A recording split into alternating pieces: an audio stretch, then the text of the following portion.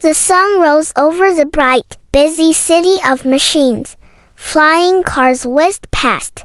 Robots cleaned streets, delivered packages, and greeted each other politely. In the middle of all this activity stood a small robot named Robo. Unlike other robots, Robo could think, observe, and, most importantly, he wanted to feel. Robo rode along the streets, watching humans go about their day. He noticed children laughing, friends playing, and families enjoying the park. Something about it caught his sensors. Why do humans smile? Robo whispered to himself. Data says it is called happiness. But what does it feel like? He decided to find out. Robo entered the park, his metal feet clanking softly on the pavement. Children were running around, some flying kites, some tossing balls. A little girl, Emma, was eating an ice cream cone and giggling. Robo tilted his head. Joy detected. Source: ice cream. Curious. Suddenly, Emma tripped and her ice cream fell to the ground. She began to cry. Robo rode closer, concerned.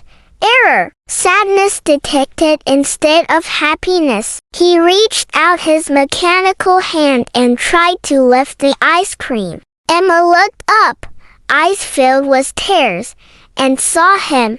She sniffled and then smiled. Thank you, Mr. Robot, she said softly. Robo's sensors blinked rapidly. Unknown signal. Warmth. Robo spent the next hour observing people. He watched a group of children fly kites. He tried mimicking them. One kite crashed.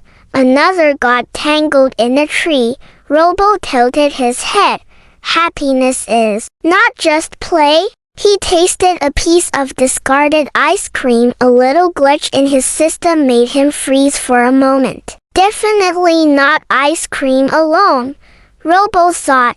He wandered further into the park and saw an old man sitting quietly on a bench. The man was feeding a small, injured bird, gently talking to it. Robo's sensors detected calm, content energy. You seem happy, but you are not playing or eating. Why? Robo asked. The old man smiled warmly. Little robot, happiness is not only fun or laughter. It is the feeling you get when your heart is full even when you are quiet. Robo tilted his head. Heart. I do not have one.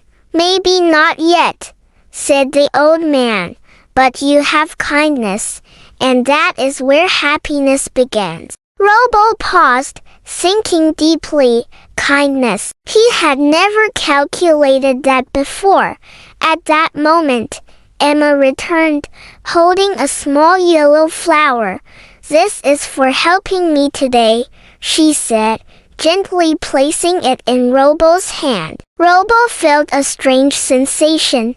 His circuits glowed softly, and his middle face slowly curved a smile. For the first time, Robo realized something new. So this is happiness, he whispered, not from games, not from ice cream, but from helping others. Robo spent the afternoon practicing kindness. He helped a boy untangle a kite, picked up a ball for another child, and guided a lost dog back to its owner. Every act made him feel something new: warmth, joy, pride, emotions no robot had ever felt before. As the sun set, Robo rode to the top of a small hill overlooking the city. Lights twinkled in the streets. Families waved from their homes, and the park was quiet again. Robo looked at the sky, feeling a soft hum of satisfaction inside him. For the first time, he was not just processing data, he was experiencing life. It was a cold and windy evening in the city of machines. The tall towers blinked with bright lights, and the streets were quiet as robots finished their tasks for the day. All robots moved in perfect order, all except one. Robo stood on the edge of a bridge, staring down at the dark, rippling river below. His sensors were showing low temperatures, high wind speed, and something new. For the first time, he didn't just calculate, he shivered. I am not supposed to shake, Robo whispered to himself. System error, but deep inside, he knew it wasn't a glitch. It was something different, something unfamiliar. As he slowly walked through the quiet streets, the wind howled through the city, causing shutters to bang and lights to flicker. Robo's sensors beeped rapidly.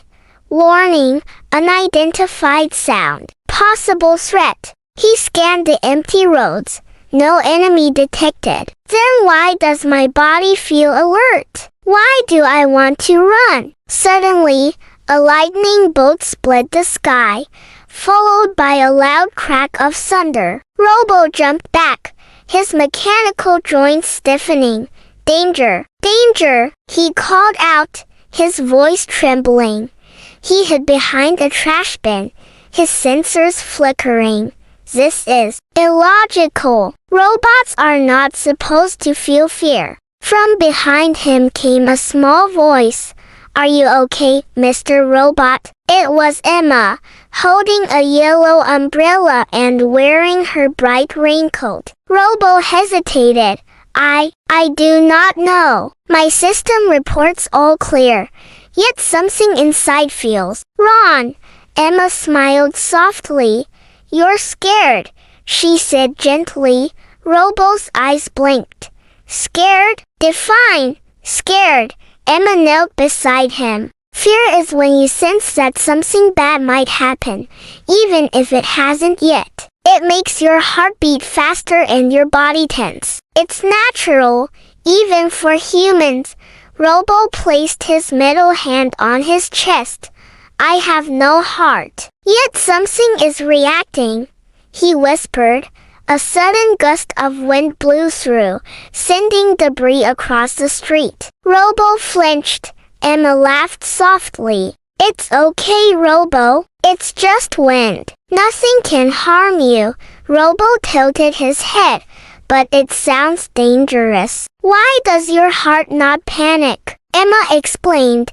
Because I've learned that fear only controls you if you let it. When you face it, it becomes smaller. Robo paused. So, to stop being afraid, I must face what scares me. Emma nodded. Yes, let's face it together. Count the thunder with me instead of hiding. The rain began to fall steadily. 1, 2, 3. Emma counted aloud as lightning flashed. Robo followed along, his circuits lighting up with every number. Each count made his tension ease, and he started observing the storm rather than running from it. During this, Robo noticed a small stray dog huddling under a bench. I must assist this vulnerable creature, Robo whispered. He picked up the dog carefully, wrapping it in a discarded newspaper, while continuing to count the thunder. By the time the storm slowed, Robo's sensors were no longer flickering uncontrollably. He looked around. Streets were wet. Puddles reflected the city lights, but everything was calm. The sound, it is loud, but no longer dangerous, he realized. Emma grinned. See, you did it. You faced your fear and helped someone at the same time. Robo's circuits glowed brightly, not from errors but from an unfamiliar sensation, pride and relief. Fear, it is not a flaw. It is a signal, a warning. But courage is knowing what to do with it. The stray dog wagged its tail, and Robo gently placed it near a warm corner where it could rest safely. He looked at Emma.